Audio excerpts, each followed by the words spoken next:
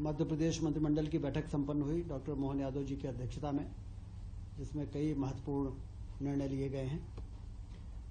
नगद उर्वरक विक्रय केंद्र जो 286 डबल लॉक के, विपणन समिति के 141, विपणन समिति के से संबंधित 121 जो केंद्र ऑलरेडी संचालित थे, उसमें 254 नगद नए उर्वरक विक्रय केंद्रों की स्वीकृति आज दी गई है, जिससे कि हम लोग हमेशा ये बातें आती थी कि लंबी लाइनें हैं, खाद खरीदने में किसानों को समय लग रहा है, परेशानी हो रही है। तो एक बहुत बड़ी राहत इसे मिलेगी। 254 नए केंद्र खोले जाएंगे और ख़ास तौर से जो डिफ़ॉल्टर किसान हैं, जिनको कि नगद में खाद मिल जाए, इसके लिए इस प्रकार के सेंटर की आवश्यकता थी। तो ये एक निर्णय हुआ है। सतपुड़ा सारणी में सतपुड़ा ताप विद्युत गृह के 4 जो बहुत पुराने इकाइयाँ थी, 410 मेगावाट की 2 थी और 420 मेगावाट की 830 मेगावाट टोटल जो है उसको डीकमीशन किया जाएगा। 410 थे वो 205 के 2 थे, 410 हो गए, और 210 के 2 थे जो 420 मेगावाट हो गए। तो इनको डीकमीशन करके और 660 मेगावाट जो क्रिटिकल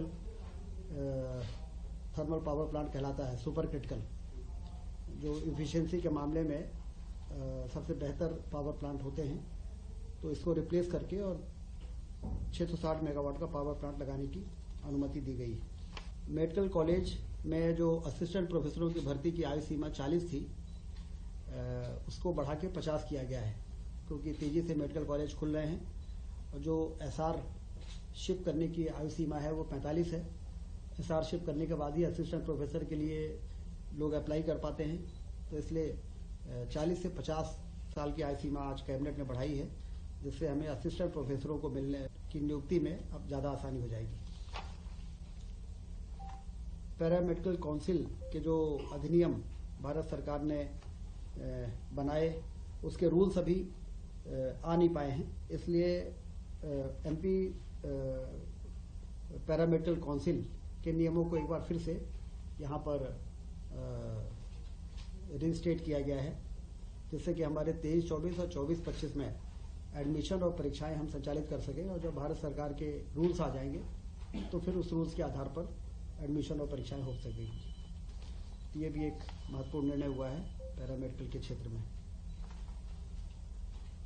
कोऑपरेटिव डिपार्टमेंट में जैसा कि आप सबको मालूम है कि पैक्स जो हमारी प्राथमिक सहकारी साख समितियां हैं, वो सारी की सारी कंप्यूटराइज हो चुकी हैं। हमारे रजिस्ट्रार ऑफिस डीआर और जेआर के ऑफिसेस को भी कंप्यूटराइज करके और पैक्स समितियों के साथ और हाउसिंग की जो सोसाइटीज़ है, प्राइवेट जो सोसाइटीज़ हैं, उनको इंटीग्रेट किया जा सके, सारी इंफॉर्मेशन हमें समय समय पे और मिलती रहे। इसके लिए strengthening of cooperative through IT interventions,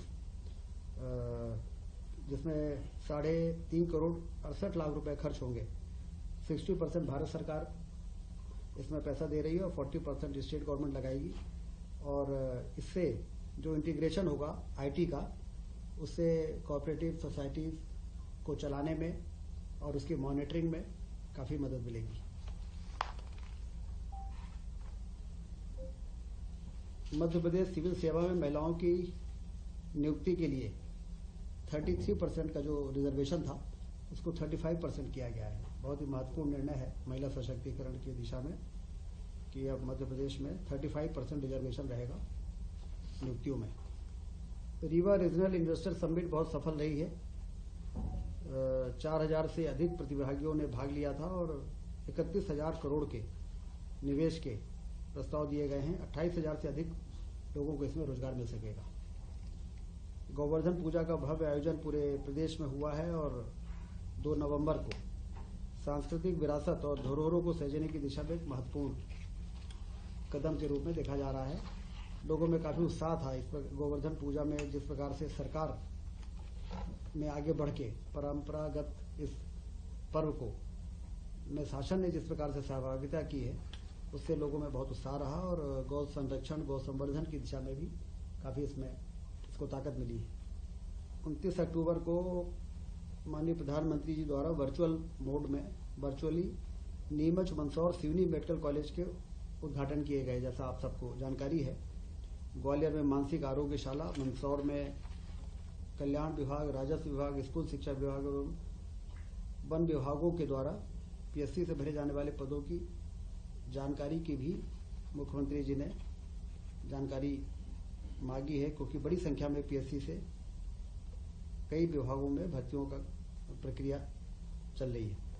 7 दिसंबर को नर्मदापुरम में रीजनल इन्वेस्टर समिट होने जा रही है। 7 दिसंबर को नर्मदापुरम संभाग के सभी जिलों के लोगों को निर्देश जारी हुए हैं। 12 नवंबर को कालिदास सम्मान समारोह उज्जैन में माननीय उपराष्ट्रपति जी के मुख्य आतिथ्य में होगा। इस कार्यक्रम को भव्य रूप से आयोजित करने के निर्देश दिए गए।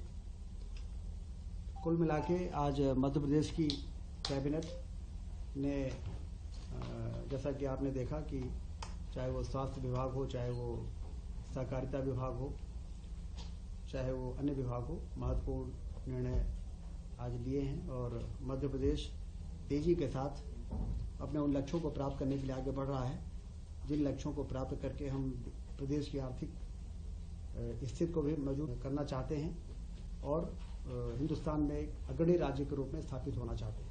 नमस्कार।